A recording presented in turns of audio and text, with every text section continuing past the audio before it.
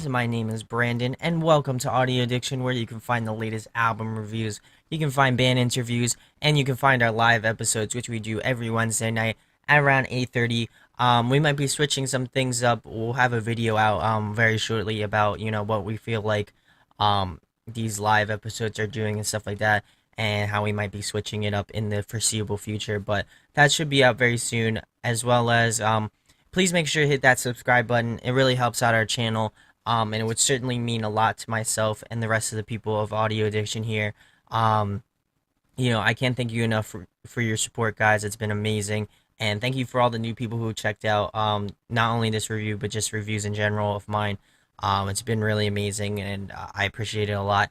If you like this review, not interview, review, please make sure to hit that like button. It really helps out again. And again, thank you for all of your support. I don't know how many times I'm going to say it, but it really does mean a lot. And, don't think that just because I say it a lot doesn't mean that, doesn't lessen the value of it. I still appreciate all the support. But without further ado, tonight we're going to be talking about Too Close to Touch's new record, Haven't Been Myself.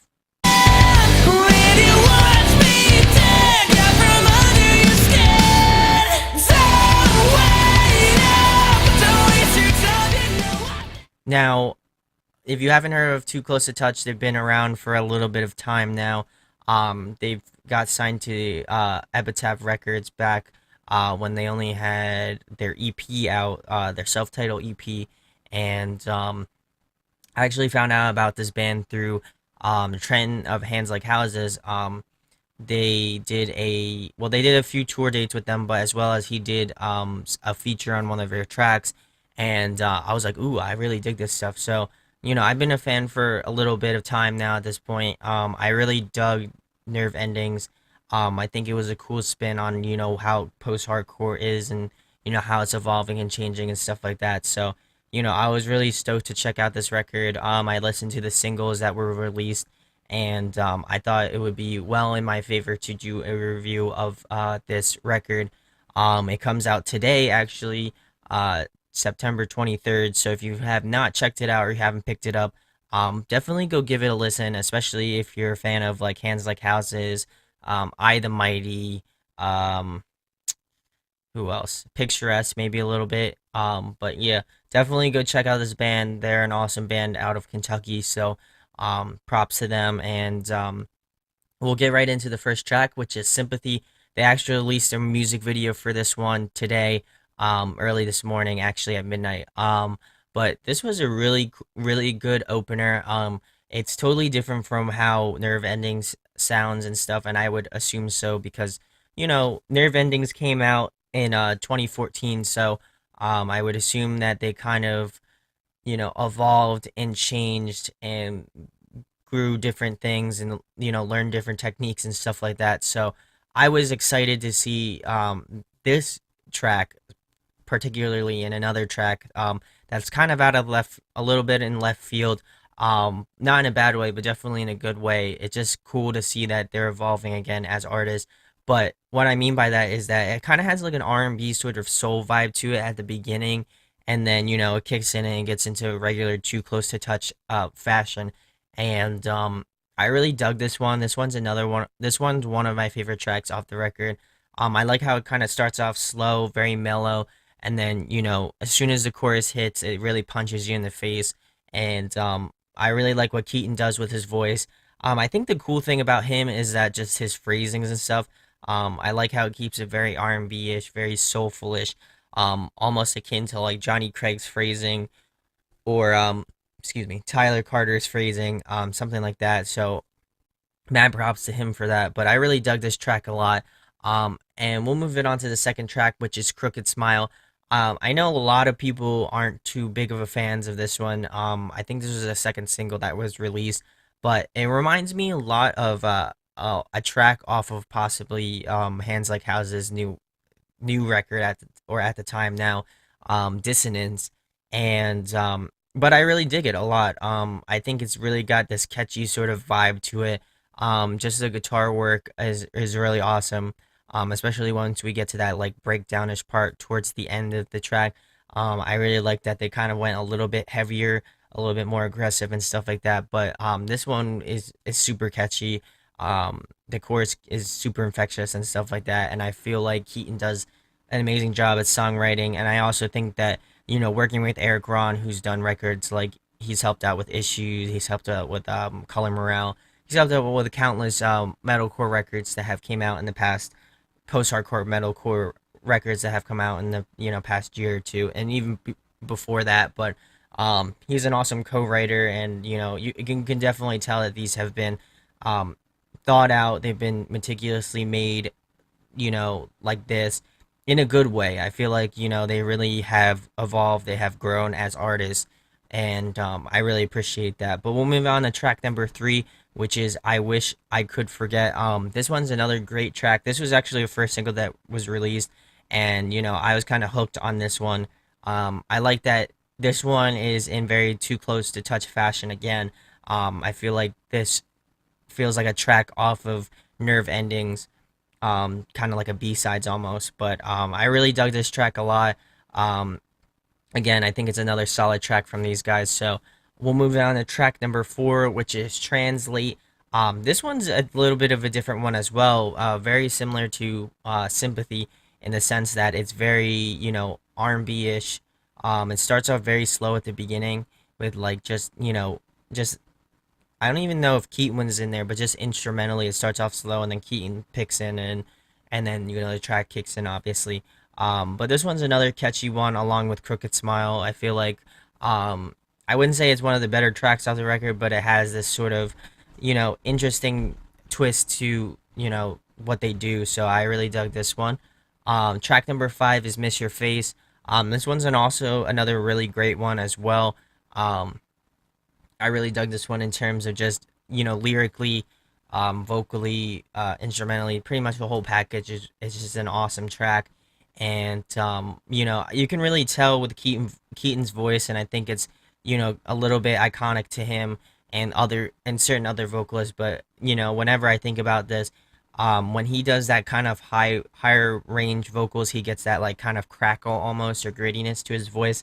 I really dig that. It's like almost like a borderline like yell, scream, sing kind of thing, and I feel like that's becoming really popular. But he just does a tremendous job with that, and I also think it helps convey a lot of the emotions that he has in this album. For those of you who don't know, I think he lost his sister at a young age, so a lot of the tracks are based off of his sister and just family and stuff like that, and just loss and things of that nature. And you can really tell his heartache and stuff, and he really put his emotions in the forefronts of these tracks, which I appreciate a lot.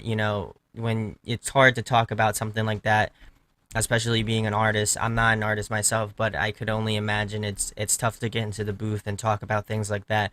But Keaton just does again an amazing job, and I really enjoyed that one.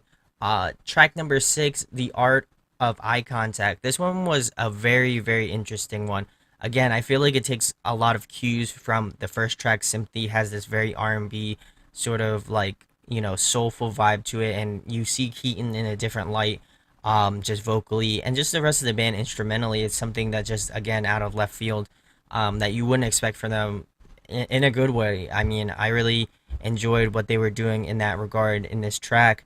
Again, it has that R&B feel to it and really pulls you in. It's something that is great because it's right at the middle of the record.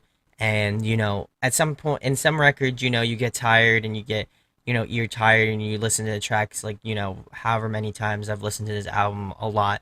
But I think it's a cool, like almost like midpoint in a like kind of like a nice breaker, just for the middle of the record, and it helps you get ready for the second half of the record, which I feel like has a lot of the tracks that I really enjoyed. But I would consider this being one of my favorites, along with like Cricket Smile, Sympathy, those tracks definitely. But we'll move on to track number seven, which is Modern Love Affair. This one's another really catchy one. I think it's up there with, again, one of my favorites, Crooked Smile, Sympathy, Art of Eye Contact. Um, and I'm kind of a sucker for like those sort of love tracks and stuff like that. It's not really a love track per se, but it has love involved with it and stuff like that, and just being misled and stuff. And obviously people have felt those emotions before, but I really feel like he does an awesome job at this one and just conveying what he wants to convey in the tracks. But this one again is one of my favorites, and I just dig the catchiness. I just feel like this one is just a little bit more catchier than Nerve Endings. There's a lot of tracks on Nerve Endings that I like, but this one has a ton of catchy tracks, which I'm super stoked on. Track number 8, Inside Voices. I would say this is one of my more forgettable tracks. It could be one of your favorites, but for some reason it just didn't feel like it just didn't click with me. I don't know if it's just because, you know, it's just a little off or something. Just something in my mind just doesn't feel like this one clicked for me. And but I do like the arrangement. I do like the instrumentals throughout the track. I like that the piano is a little bit more prevalent, and in these last three three or four tracks, the piano becomes a little bit more prevalent. So I really enjoy that they kind of added that element to their songs. I feel like it kind of again adds another layer to on top of the guitar leads and stuff like that. It kind of adds this sort of ambience and like space to the tracks, which I dig a lot.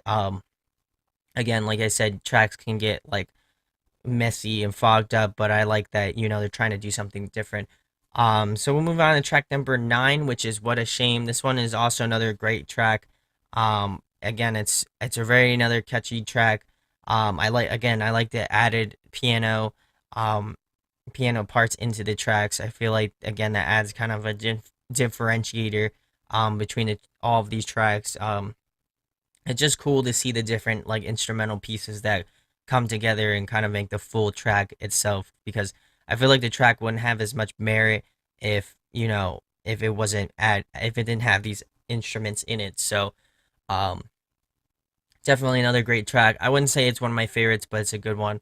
We'll move on to track number 10, which is "For Your Sake." This one's another great one, and I feel like it leads into, well, it doesn't really lead into track 11, but I feel like it has that sort of next to the next track, but whatever. But anyway, getting back to the track itself, again, they use piano again heavily throughout this record as well, and as well as this track.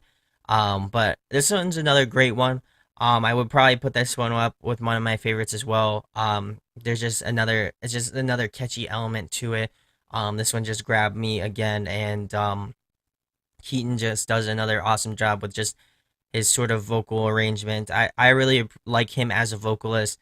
I like that he does have that high voice, but he does try to do things differently each time. I know he's done some like overdubs on certain tracks where he'll sing like at a higher register, and then he'll have like a dub over underneath of it with like a lower register, and I feel like that's a cool harmony bit that is kind of adds a differentiator to the tracks again. Just I feel like they've evolved as artists and just musicians in general. So I feel like just at saying that or mentioning it is another great thing. But we'll move on to the last track of the record, which is "Ellie." This one is by far my favorite track off the record, without a doubt. You can just feel his raw emotion, and again, I think this is definitely his sister he's talking about, and just like his parents and stuff, and you can just feel the like raw emotion. And I have felt a lot of tracks like this, and there are a lot of tracks in my life that hit me hard, but I feel like this one is just up there in my favorites of the ones that just hit home for me and stuff like that. I haven't lost anybody like that close to me, like a sister or something like that, but I can almost feel his pain through this track. And I think that's the one cool thing about just music in general, is that you can feel emotions and people convey their stuff on tracks. Especially this style of music is just that they put their heart out on these sort of tracks, and I personally felt a lot from this track. Just being a human being and feeling things and having emotions, but um, this track, they couldn't have ended it on a better way. I think this is by far their best track. This is by far the best track on the record, and by far the best track that they've written. Period. Um, and I would say a lot of you would agree on that. It's just got this emotion to it, and like you know, I think at some points I don't want to listen to it too many times because it will lose that effect. of just like rawness to it. But every time that I listen to this record through, I still felt that same rush of emotion, and I think that's the sign of a good artist is when you can go back to a track multiple times and still feel the same way about it. Um, so 10 out of 10 on this track, 100% best track that they've written. But overall, pros and cons of this record, I feel like in some parts it is a little bit sluggish, but I like that they are carrying on with their sound. They're improving on what they do. They're adding more elements into it. They're trying things different, and I was super excited about this one. It's another post-hardcore record. So whenever they come out, I'm always on board with what they do, and I'll always be behind Too Close to Touch, especially after this track, and just in general anyway. But yeah, I would definitely go check out these tracks. Check out my favorite tracks, and also I'd like to know what your guys' favorite tracks were from this record. Let me know in the comments below, as well as let me know how I done the review.